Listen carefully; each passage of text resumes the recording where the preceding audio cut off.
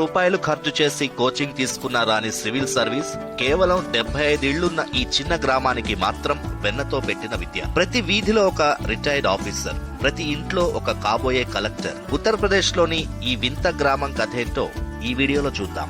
భారతదేశంలో అత్యున్నతమైన civil services పరీక్షల్లో ఉత్తీర్ణత సాధించడం అనేది కోట్లాది మంది యువత కల. ఢిల్లీ, హైదరాబాద్ వంటి నగరాల్లో వేల రూపాయలు వెచ్చించి శిక్షణ పొందిన ఐఏఎస్ కావడం కత్తి మీద సామే. కానీ ఉత్తరప్రదేశ్ లోని జౌన్పూర్ జిల్లాలో ఉన్న మాధోపట్టి అనే గ్రామం మాత్రం ఇందుకు మినహాయింపు. కేవలం 75 గడపలున్న ఈ ఊరు ఇప్పటి వరకు 51 మందికి పైగా ఐఏఎస్, ఐపీఎస్ అధికారులను దేశానికి అందించింది.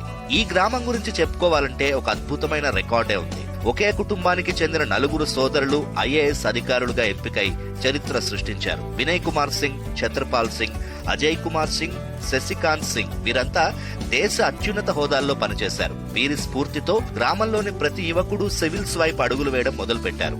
ఈ విద్యా విప్లవం ఈనాటిది కాదు. 1914లోనే ముస్తఫా హుస్సేన్ బ్రిటిష్ కాలంలో సివిల్ సర్వీసెస్ లో చేరి పునాది వేశారు. స్వాతంత్రం వచ్చిన తర్వాత 1952లో ప్రకాష్ సింగ్ ఐఎఫ్ఎస్ అధికారిగా ఎంపికై ఈ పరంపరను కొనసాగించారు. ఇక్కడ విశేషం ఏంటంటే నగరాల్లో ఉండే ఏసీ కోచింగ్ సెంటర్లు గాని, భారీ లైబ్రరీలు గాని ఈ గ్రామంలో లేవు.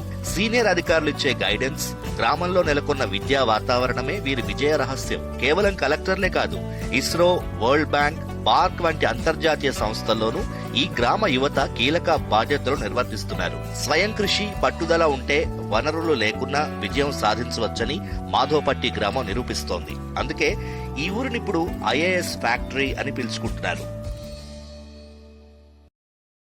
Download ShareChat.